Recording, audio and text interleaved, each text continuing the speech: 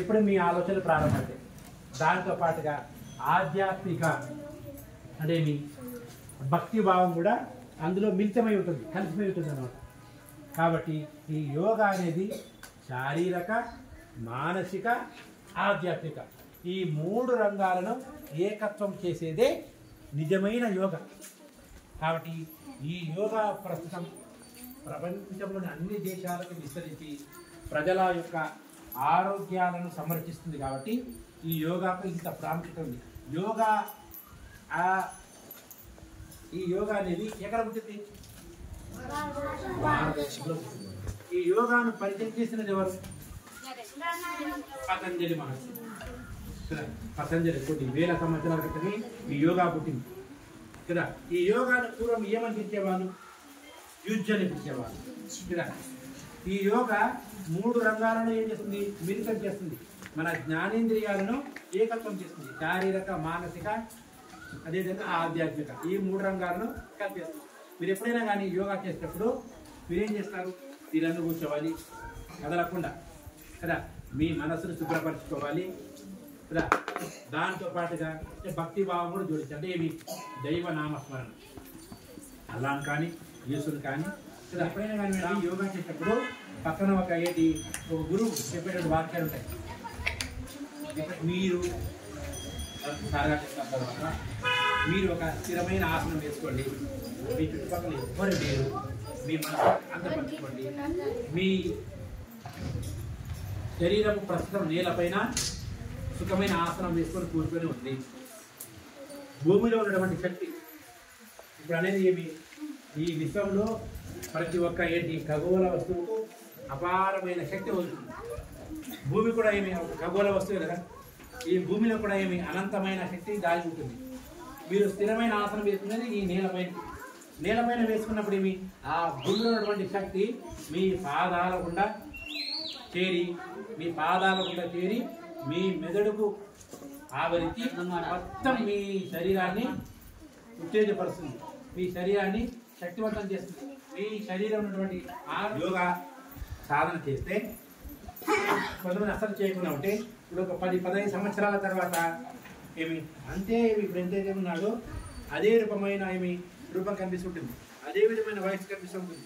ఎటువంటి ఎత్తు పెరిగాడు కదా, కొంచెం వయసు పెరిగిందనే భావన కనిపించదు.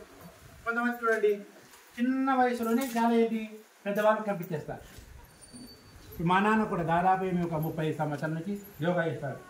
చూసే మా నాన్నలా ఉన్నాడు, చాలా చిన్న కనిపిస్తాడు. నేను పెద్ద కనిపిస్తాను మా నాన్నకంటే. ప్రతిరోజు ఉదయం లేవగానే ఒక 30 నిమిషాలు ప్రతిరోజు ఖచ్చితంగా 30 నుంచి 40 నిమిషాలు ఖచ్చితంగా యోగా చేస్తాడు. దాదాపుగా నేను పుట్టినప్పటి నుంచి చేస్తూనే ఉన్నాడు. అది చేయడం వల్ల ఆరోగ్యపరమైన సమస్యలు కూడా దగ్గరికి రావస్తారు. ఏవైనా కానీ అది వెన్ను నొప్పి కానీ శారీరకపరమైన ఆరోగ్య సమస్యలు కానీ ఏ సమస్య కూడా మీరు ఇప్పుడు ప్రస్తుతము హాస్పిటల్లో సూదులు, మెడిసిన్స్ కూడా సూదులు, టాబ్లెట్లు మాత్రమే కాకుండా 3వ రకమైన చికిత్స కూడా డాక్టర్లు సూచిస్తారు. ఏం తెలుస్తుంది? మీరు ఉదయం లేవగానే ఈ మాత్ర వేసుకోమా, మధ్యాహ్నం ఈ మాత్ర వేసుకోమా, రాత్రి ఈ మాత్ర వేసుకోమా కదా, ఈ ఇంజెక్షన్స్ వాడమ్మా. ఈ విధంగా అవి కేవలం ఈ చికిత్స పైన మాత్రం పనిచేస్తాయి. దాంతో పాటుగా డాక్టర్ మీకు ఏం చెప్తారంటే మీరు ప్రతిరోజు ఉదయం లేవగానే వ్యాయామం చేయండి.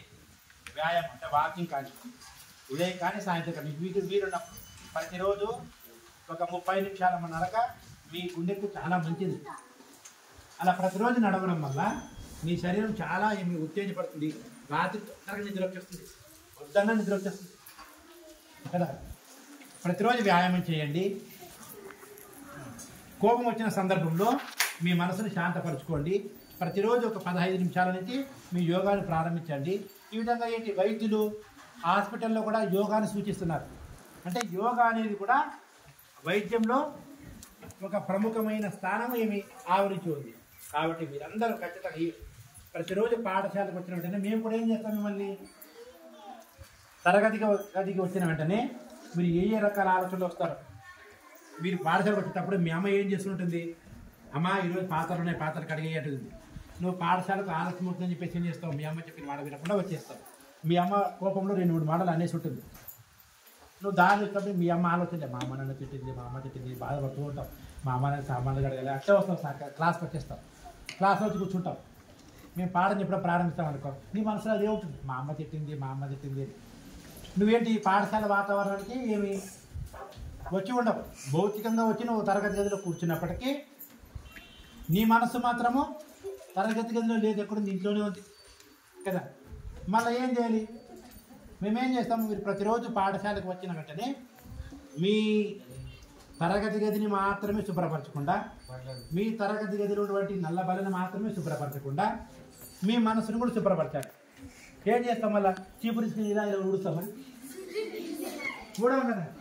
మరి ఎలా ఊడ్చాలి? మేము ఎలా ఊడ్చాలి, ఎలా శుభ్రపరచాలి? ఒక 5 నిమిషాలు ధ్యానం చేయండి అంటారు. మీరు బల చేస్తారు, ఒక్కొక్కరు ప్రతిదిన మాకు సిరా చేస్తారు కదా.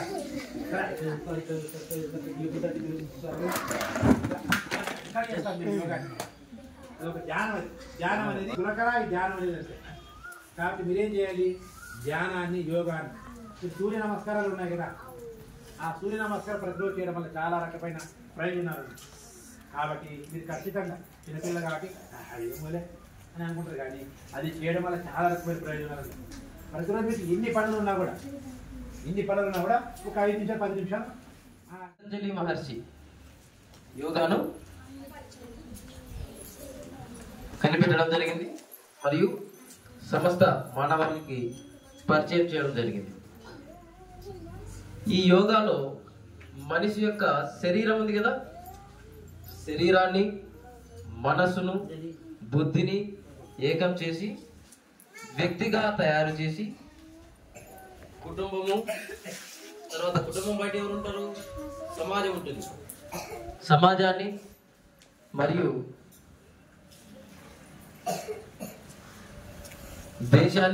దేశాల ద్వారా సృష్టికి మేలు చేయాలని చెప్పేసి యోగాను కనిపెట్టడం జరిగింది. దీనిని ఆచరించడం జరుగుతాము. ప్రస్తుతం ఉన్నటువంటి సమాజంలో చాలా విలువలు దిగజారుతున్నాయి. మానవతా విలువలైతేనేమి, సామాజిక విలువలైతేనేమి, ఆధ్యాత్మిక విలువలు, ఇలా దిగజారుతున్న వాటిన్నింటిని కూడా సరైన స్థితిలో తీసుకొచ్చేదే యోగా. వ్యాయామం కాదు.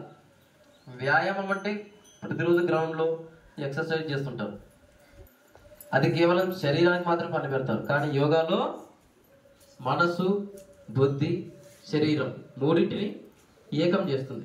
కాబట్టి ఇది ఒక వ్యాయామం కాదు.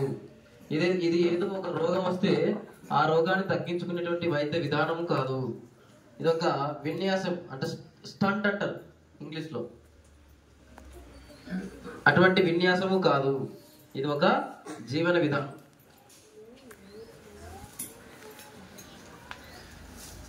ఇందులో మన శరీరం 10వ అంతర్జాతీయ యోగా దినోత్సవం ఇది ప్రారంభించినప్పటి నుంచి, ఐక్యరాజ్య సమితిలో ప్రారంభించినప్పటి నుంచి 10వ అంతర్జాతీయ యోగా దినోత్సవం. ఈ యోగా దినోత్సవం యొక్క ప్రాధాన్యత ఏమిటి, ఉద్దేశం ఏమి? స్వయం మరియు సమాజం కోసం యోగా అనేది ఈ 10వ యోగా దినోత్సవం యొక్క ఉద్దేశం. సమాజం కోసం అంటేనే ఎవరు? సమాజం అంటే ఎవరు?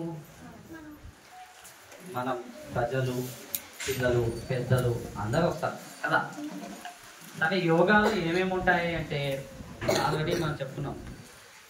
ధ్యానం ఉంటుంది, అలాగే శరీరము, మనస్సు కలయిక చేసుకోవాలి అని చెప్పడం జరిగింది. శరీరాన్ని మనం ఉల్లాసంగా ఉంచడం కోసం ఎక్సర్సైజ్లు చేస్తుంటాం, ఆసనాలు చేస్తుంటాం. ఆసనాలు శరీరానికి సంబంధించి మనం ఆసనాలు చేస్తాం. అలాగే యోగా అనేది మనసుకు, శరీరానికి కలిపే ఒక స్థితి. అంటే మనం ధ్యానం చేసి ఆసనాలు చేయడం వల్ల